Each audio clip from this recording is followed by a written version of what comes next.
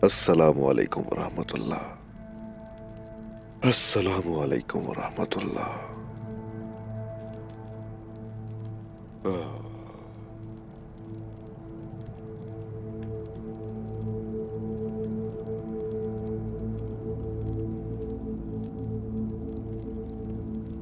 ऐ मेरे अल्लाह, तेरी जात हकीम है। तेरी हिकमत हर शय पे कादिर है। हर चीज का तू मालिक है। पूरी कायनात पे तू कादिर है। जब तीर हमारी कमानों से निकलते हैं, हम जानते हैं वो तीर हम नहीं चलाते। तेरी रहमत हमारे लिए तोहफा है।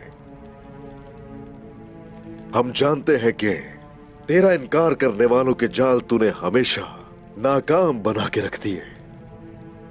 हमें अपनी रहमतों का शुक्र अदा करने की तौफीक अता फरमा मेरे अल्लाह। ऐ मेरे अल्लाह, इतनी ताकत हमें अता फरमा कि पूरी दुनिया में जाके तेरे हुक्म का बोलबाला करें मेरे अल्लाह। तू हमें इस काबिल बना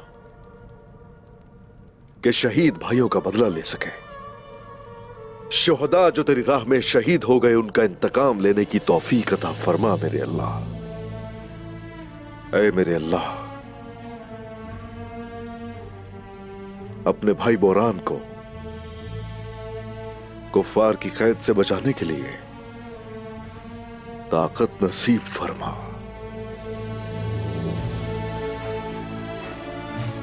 आमीन या रब्बी।